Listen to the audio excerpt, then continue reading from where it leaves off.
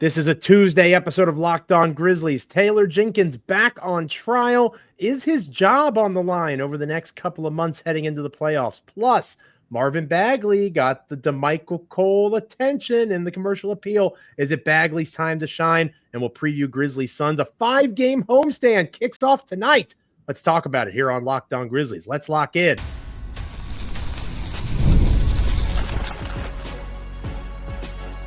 You are Locked On Grizzlies, your daily Memphis Grizzlies podcast, part of the Locked On Podcast Network, your team every day.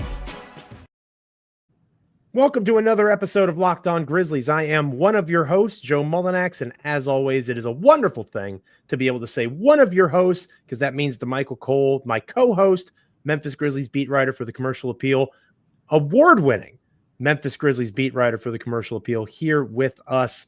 And it's a good day when the dynamic duo rides, and we're so happy to have you with us on this journey that we like to call Locked On Grizzlies. Make sure you're liking, commenting, rating, reviewing, subscribing wherever you get podcasts, Apple, Spotify, Amazon, YouTube, literally anywhere you get a podcast, you can find Locked On Grizzlies.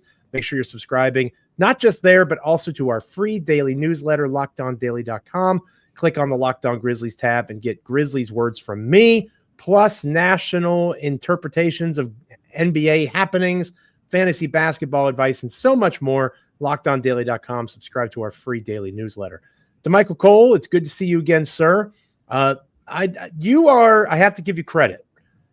You are far more disciplined than me when it comes to social media. And I think part of it is the nature of the job, right? Like I'm a podcaster, blog boy, whatever you want to call me. You know, I emailed a few weeks ago to get my media credentials for my trip to Memphis here in a few weeks. Yeah. And, you know, Ross Wooden, shout out to Ross. He still remembers me, which I appreciate. But, you know, every time, even now, you know, over a decade into the game, I submit these media requests when I do, and I cross my fingers. I hope they let me in. I hope they let me in. You live in a different world, right? So you, and I mean this as a compliment, you stay above the fray on social media. Even when people disagree with you on something you say. I noticed that recently, partner. You had some folks for the first time in your mentions. It looked like one of my X threads, and you know, but you left it alone. You stay out of it. I choose violence on an almost daily basis when it comes to social media. I shouldn't, because I'm old and washed and I don't have the energy for it. But I waste energy in that space, not in the comments of YouTube, of course. I would never call that a waste of time. But social media in general can be a cesspool more often than not. The Memphis Grizzlies fandom is split on Taylor Jenkins. I think that's fair to say, at least online, right? You know, the voice of the people in the arena over the next several games, maybe that'll be a little bit different in FedEx Forum. But on social media, in our comments here on YouTube, people are split on Coach Jenkins. And I said last week something that piqued the interest of fellow Locked On NBA hosts. Yeah. When I said that if the Memphis Grizzlies lose in the first round, I believe they will move on from Taylor Jenkins. I believe they will move on from him. Matt Moore, HP Basketball on X, who also hosts Locked On Nuggets, he agreed and also added Mike Malone, Denver Nuggets head coach, and said if the Denver Nuggets were to lose in the first round, he believes that the Nuggets would move on from Mike Malone. Yeah. Okay. Two teams that have had a lot of success, obviously one more than the other, the Nuggets being a recent champion, the Grizzlies' success all, you know, confined to the regular season over the last few seasons. How do you feel about Taylor Jenkins' place in the organization going into a pretty important stretch of basketball? The Grizzlies almost certainly will make the playoffs. That's not really the concern. It's seeding, right? We'll talk more about matchups and that sort of thing in the days and weeks to come. How do you see, you know, because there's just to my eye, the Zach Edey thing is weird. We've talked about that before, right? The way that they play their five, Zach Edey doesn't make a ton of sense in this scheme, or the way that they have implemented this offense that is not as conducive to what Ja Morant does best in terms of having the ball in his hands, pick and roll. You know, it's kind of a misconception that he's this elite isolation scorer, because he's not. But there's no denying that he's really good in the pick and roll, creating for himself and for others, right? Yep. So all that to say, how do you feel about Taylor Jenkins' spot as the head coach of the Memphis Grizzlies? Because we're on, blank or get off the pot time. We're at year 6 of the Taylor Jenkins era. You have 3 dudes that are all on contracts that have 9 figures in their deal. Is it time to, do you agree with me that Taylor Jenkins' job will be on the line if they do not get out of the first round? The urgency has definitely peaked, right? Because of the fact that it's not even it's the business side too. Sure. And on the business side, you have Ja on his second contract, you have Dez on his second contract. Jaren is approaching his third contract, which we've talked about briefly, but could be north of $300 million. Could be one of the richest contracts in NBA history. Could be the richest contract in NBA history if a couple things go his way and the Grizzlies, and him are on the same page. But the point being, you are about to enter this era where you're saying, these are our guys. We're going to run it with them. And then when you get to that era, you want to feel like you have the coach in place to take that team, to where you want to go, which is to win a championship here in Memphis. So the answer to that question for me is I would say yes. I would say yes, but I would put a little more stipulations in there for me. And I've always said, I think I said this earlier before the season at some point too. We talked about Taylor Jenkins' job security.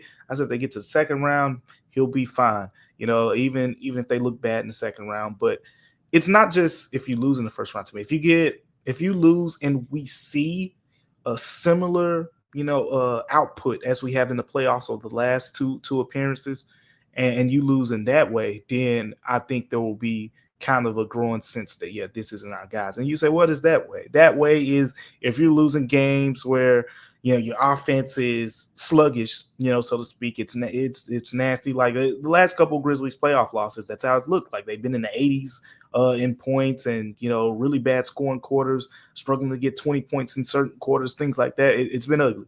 And you want to feel like whether it's this new offense or whether it's the variety, being able to go to the pick and roll from time to time, being able to use this new offense, having more shooters around those guys now, right? You got Luke Kennard, Jalen Wells, Desmond Bane, Vince Williams, all are supposed to be above league average type shooters. So you have more shooting than you had in the 2022 run, than you had in the 2023 run. So I do think that you need better results. Again, they get to the second round, you battle hard to say the Denver Nuggets. I think people will feel some type of way because the urgency is there, but at the same time, it's the Denver Nuggets, it's Jokic, so whatever. But right, and that was a point that I made. Sorry to cut you off, partner. That was a point that I made on social media. I'm just as guilty of it as anybody, just uniquely because I don't live in Memphis. When you're in the Memphis bubble. Yeah. You in Memphis, and I'm not saying you, Damichael Cole, I'm saying you, dear listener, dear viewer, you can say, dang it, this is a Western Conference Finals team. Damichael, because you are not just in Memphis, you have connections throughout the NBA. No one, very few people, if it comes down to a 7-game series in the second round of the Western Conference, very few people are picking the Memphis Grizzlies to beat the Denver Nuggets. The undisputed best player on the planet. He may not be the MVP because SGA is having a heck of a season for a better team, but the best player on the planet is Nikola Jokic. Oh, yeah. The best, period. End of story. That guy has won a championship, and you potentially, against that dude's team, may be starting a rookie center and a rookie wing. G.G. Jackson, people clamor for more playing time for this guy. He cannot, I say this all the time, he can't go to the store and get a beer. He can't legally do that. Like, we have to be realistic, and we also have to connect responsibility. Taylor Jenkins has to continue to adapt and evolve. We've talked about that extensively. What blame, if there has to be blame eventually, does Zach Kleiman take? How many times do we have to? What's the next over top of quadruple down on youth? Is it quintuple? Are we quintupling down on youth now? Because we're going to talk about Marvin Bagley here in a moment. That's the guy that came back essentially for Marcus Smart. The team just got younger. What is Taylor Jenkins supposed to do in the deeper parts of these postseason runs with a roster that is so young? Yeah, but you gave him more shooting, which was an emphasis. You got Jalen Wells, you got Vince Williams, in addition to you traded for Luke Kennard, and you got Desmond Bain. So you got more shooting to go around Ja and Jaren, particularly. But yeah, you got to look better in the playoffs. I mean, honestly, if they play certain matchups, we talk a lot about how the West is it's really matchup driven. Look, if the Clippers, like if Kawhi Leonard misses a couple weeks here and they fall to the 7th seed and then they get to the playoffs and you lose to the Clippers in the first round and they go on to go to the Western Conference Finals or something like that, depending on how that first round series goes, you can make an argument, for Taylor Jenkins to get one more year. You could make the argument, but I'm with you. I think that at the end of the day, this season has become one where the urgency is spiked up and you want to see progression. You want to see a series win. We've only seen one playoff series win in the Taylor Jenkins era. Taylor Jenkins is now becoming one of the longest tenured coaches in the NBA, and he has one playoff series win to show for it. A few playoff appearances, 3 of them, but one playoff series win to show for it. That's got to change. He's feeling the pressure, I'm sure. You talk to Taylor Jenkins fairly regularly. I listen to what he says, read what he says. He's not a dumb guy, right? And that's something that we lose context of sometimes. He may not be on social media. He may not listen to Locked On Grizzlies every day, or do you? What's up, TJ? But he is going to be well aware, right, just in his existence, that he has to have a good showing. And you've mentioned this recently. Other people have mentioned this. I talked about it on yesterday's show. The minutes are creeping up. Right, I think Desmond Bain played 35, 36 minutes. Yeah, he's getting to it. Mm-hmm. We're turning up the intensity here, and I think we'll continue to see that tonight. Let us know in the comments. Hit us up on X at Damichael C, at Joe Mullinax. How are you feeling about Taylor Jenkins at this stage of the game? Do you think his job is on the line? Damichael and I sound like we're on the same page. If he gets out of the first round, should be safe. If he doesn't, all bets are off. When we come back here on the podcast, we will talk about Marvin Bagley, subject of one of Damichael Cole's latest wonderful pieces over at the Commercial Appeal. Is it his time to shine? Coming up soon. We'll talk about it next. Stick around. This episode of Locked On Grizzlies is brought to you by DoorDash. Damichael and I were talking earlier before the show about how much I love DoorDash. NBA fans, get ready. They swoosh, you save. Thanks to Dash Pass, every time a player drops 50 or more points in a game, you score a huge deal the next day. It's simple. When any player, let's just say Ja Morant, scores 50 or more in a game, it could be any player, not just Ja, during the 2024-2025 NBA regular season, Dash Pass members get 50% off an order, up to $10 off the next day from noon to midnight. You can get a wonderful late night, midnight snack if you want. Use Dash Pass, grab something delicious while saving big. You can fuel a watch party for a game coming up. Order to-go snacks and meals at a discount and get ready for more high-scoring action. Sign up for Dash Pass and be ready to save. When any player scores 50 or more in a game, Dash Pass members get 50% off an order the next day, up to $10 off. Just use the promo code NBA50 from noon to midnight after a 50-point game on eligible orders at participating merchants. Again, that is noon to midnight the day after the game. You have to have an active Dash Pass account. Terms apply. Visit DoorDash to learn more. Go check them out. Delicious, that DoorDash. I'd love to use it myself. All right, Damichael, you have a wonderful piece over at the Commercial Appeal. I want to stress every piece that you do is wonderful. Well, and thank you. Quite literally at this point, I like Jonah and I like the other work over at the CA. But my subscription to the CA is for Damichael Cole pieces. You wrote about Marvin Bagley, and obviously he is the piece, right? He is the guy that Memphis has brought in. Lamar Stevens signed to a 10-day contract after they waived Johnny Davis. Bagley is the one that even when the trade occurred, you and I said, maybe he's break glass in case of emergency big. We might be at that point. If you watch Zach Edey play, he looks lost sometimes. Doesn't mean you give up on Zach Edey, but remember, he's a rookie, a giant rookie, 7'4", 290 pounds. Sometimes you need a different look out of that big man spot, and Marvin Bagley could provide something that the Grizzlies do not have. Brandon Clark is a great player. He's undersized in the front court. Santi Aldama, having a really good year, not a traditional big in the sense that Marvin Bagley is. So Bagley could bring something to the table for Memphis that maybe isn't an every night thing, but certainly could be a productive piece at the end of the rotation on a somewhat night-to-night basis, maybe starting tonight against Phoenix. Yeah, a change of pace type of guy, right? You know, a different type of big, because he is that. He is a different type of big than the ones that they have. And that, if you were going to add a player in the front court, because it's a deep front court, to me it had to be something different. You didn't want to, go get another guy who has a similar skill set or playing style to Brandon Clark or Zach Edey or Jaren Jackson Jr., Santi, etc. All those guys have distinctive playing styles. Some of their skills overlap. But Marvin Bagley in particular, I've been talking to a lot of people around the league, some people who've covered him as well, to really learn more about him, because the one area that jumps out to me is when you say, where does the Grizzlies front court need help? Rebounding. Rebounding is an area where you say they can be a better rebounding team. And it's a tricky stat, right? Rebounding is, because if you just look at the raw rebounding numbers, right? You Google right now, who are the top teams in rebounding? The Grizzlies are going to be number 2 in the NBA.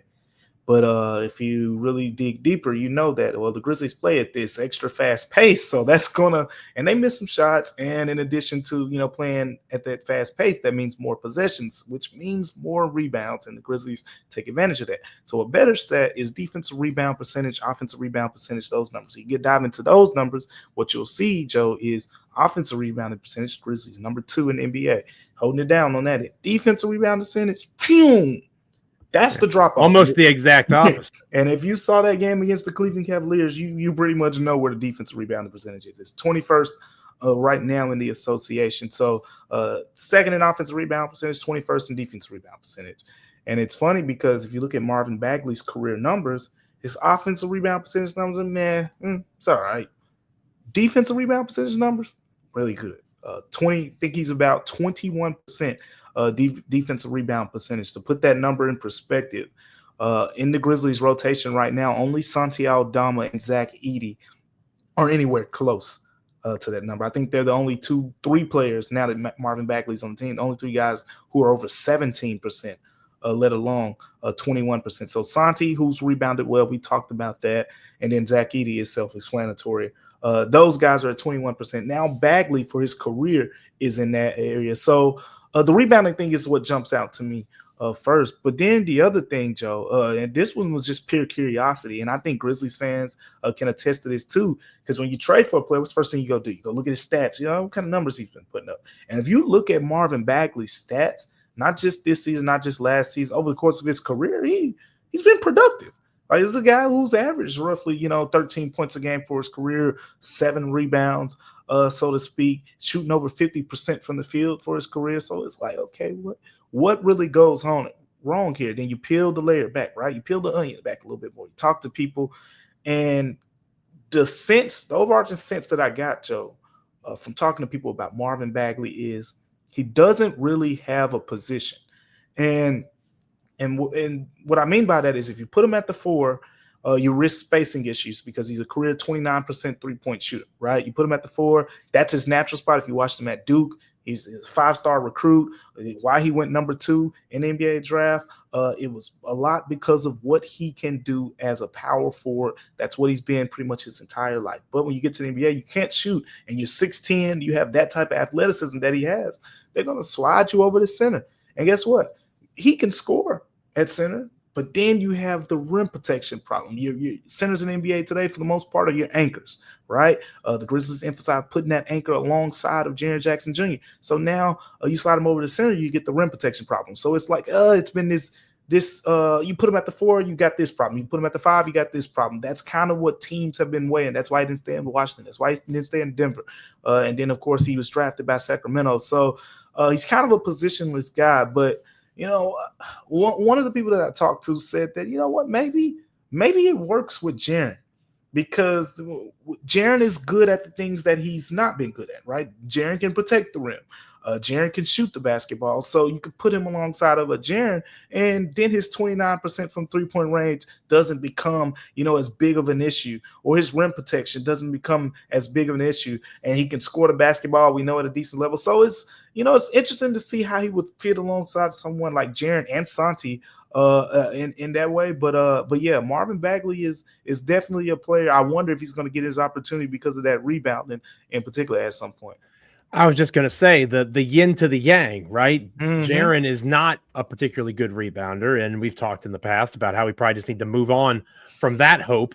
Given the way that Jaren plays, I will continue to expect more out of him from an assist percentage kind of standpoint. But he's just not going to be an elite rebounder. And you can get mad online all you want about having a 7-foot guy that doesn't grab 8 rebounds a game, or you can appreciate, like others do, that he's one of the 10 or so best players in the league right now, even though he's not that kind of player. Bagley can be that guy as a rebounder. I think that's an interesting comp. And again, it can be positionless in a way. They can be both. They can be 4 on one end of the court and 5 on the other. I'm intrigued by Bagley and Jaren together in particular. Let Damichael and I know in the comments. Hit us up on X at Damichael C, at Joe Mullinax, and make sure you're checking out Damichael's great work over at the Commercial Appeal, not just his Bagley piece, but everything Damichael does at the CA. Damichael, when we come back, we'll be previewing a game I'm sure you'll be in the house for, Grizzlies-Suns. Going to be an interesting contest. Memphis needing to stack some wins over a 5-game homestand coming up. We'll talk about that next. Stick around. Welcome back to Locked On Grizzlies. I am Joe Mullinax, joined by my co-host, Damichael Cole of the Commercial Appeal there in Memphis, Tennessee. Damichael will get out of here on this. Obviously, the Grizzlies opening up a pretty important homestand. Memphis has not had a home game in a very long time. Yeah. It seems like it was literally, a year ago in some ways. It's been a while. That the Grizzlies played at home. Of course, it was just February 8th, but that's still, almost long 3 time weeks. in NBA days. Yeah. Right. Absolutely. So they finished a 5-game road trip that spanned, obviously, the All-Star break.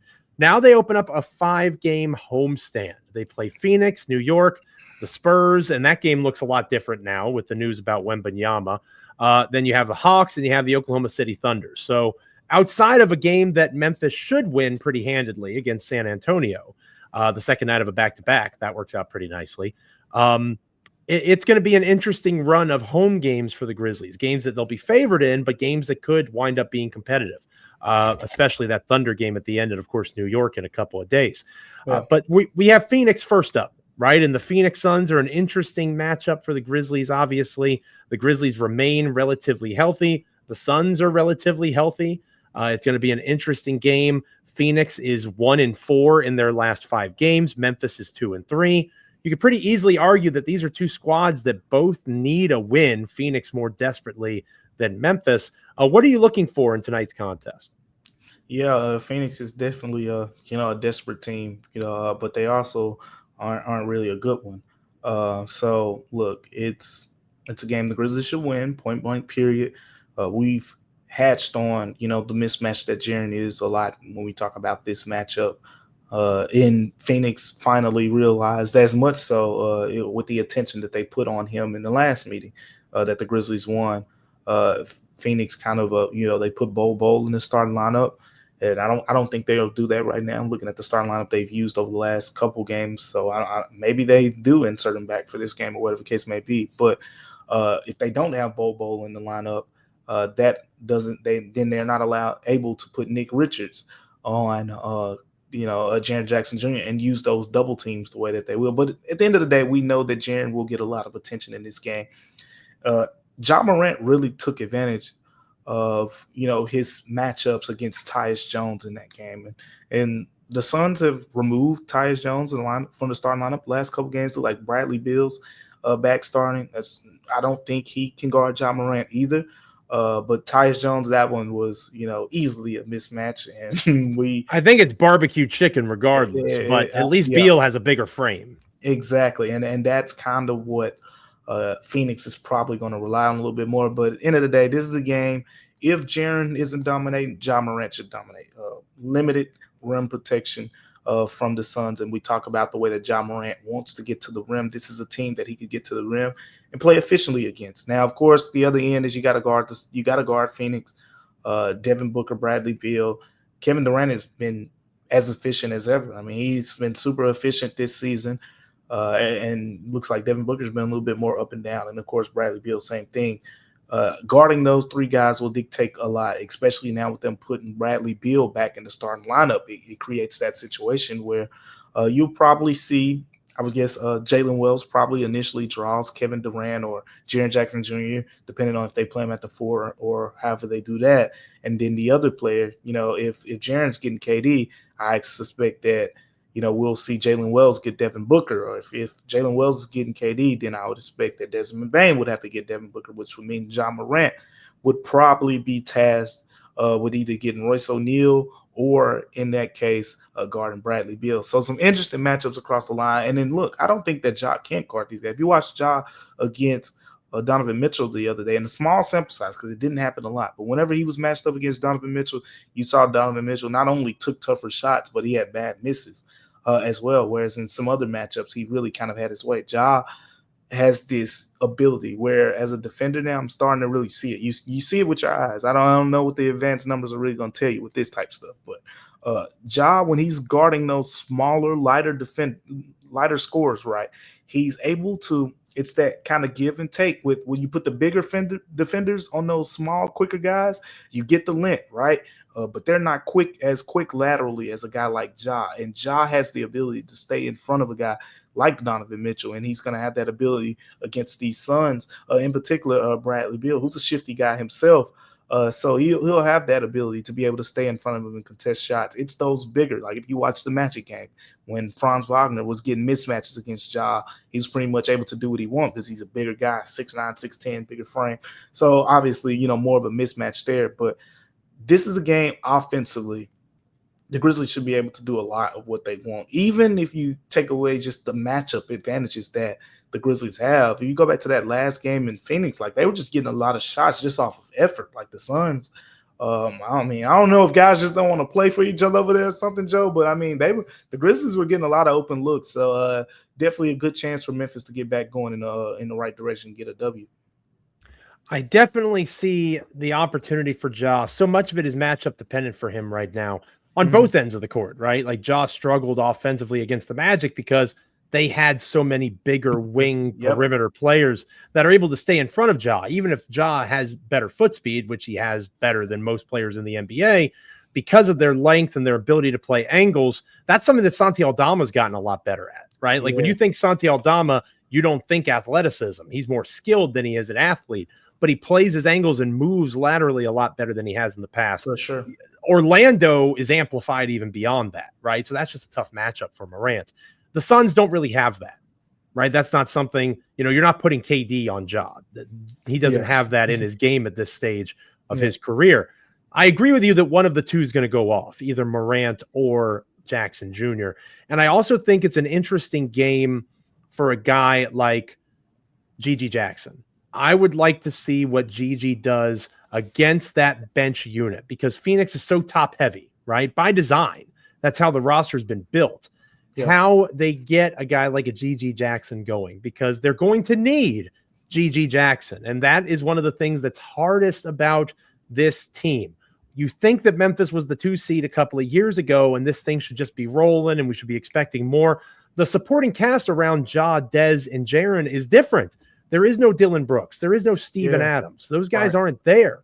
You have guys in place that haven't had the chance to play together, haven't had a chance to play in competitive environments with Ja and Dez and Jaren. Every game is so important for that. And Vince Williams Jr. is another key cog of that as well. That's a big one. So those are guys that I really want to continue to see as they come off the bench, assuming Vince continues to come off the bench. You and I still think he should be the starter, and maybe by the playoffs he will be. But how those guys continue to get integrated, it's an advantageous matchup for one of the best reserve units in the NBA. I think that they should lean into that a little more in this particular game. Yeah, I can see that. And with Vince Williams, Joe, he has not looked like the last year Vince Williams. Right. That's fair. Yet. So, I do think if he gets whenever that happens, he gets back to that mold. He should be the starter. As of right now, I like the idea of kind of just bringing him along, and this is another opportunity to bring him along. And again, when I was talking to him in January when he first got back the first time, and he was telling me, he was like basically saying that it's going to take him some time, and I think that's kind of what we're seeing here. Like he was not bad against Cleveland. Like in that game, he was I think the only guy off the bench who had a positive +7 in that game. But at the same time, there are certain plays you expect from Vince Williams. Like, I think he played close to 15, 17, 20 minutes, whatever it was, but he only had 1 rebound. You don't see that from Vince Williams too much. So, he's still getting his feet up under him. But I do agree that this is a game where the Grizzlies, they have the depth advantage. And especially with, the situation where they played entering this game 3-4. So there's going to be 4-6 for them, which isn't terrible in the NBA. Like, you're used to it. But I think I also want to see more firmness in the rotation, and we've seen that. You alluded to it earlier that the top guys' minutes have gone up. Desmond Bane, Jaren Jackson Jr., John Morant continue to do that because you get 2 days off after this. This is a game the Grizzlies should win. Look, the Suns have talent. So I think any game you go against the Suns, as much as you expect to just really beat them, you never know when Kevin Durant, Devin Booker, or are going to have that 40-plus point night or whatever the case may be, where you do everything you can. But even in that case, look, man, the Grizzlies are more talented up and down the roster. They should definitely come out with the W in this one. Let Damichael and I know in the comments. Hit us up on X. How are you feeling about Grizzlies-Suns tonight? We both think Memphis is in a good position to start their 5-game homestand off with a win. On our next episode of Locked On Grizzlies, for those of you that are everydayers, you probably can predict what comes next. The Grizzlies have a later start game, and yeah, you're going to make fun of me in the Central Time Zone, saying 7 o'clock Central is a later time.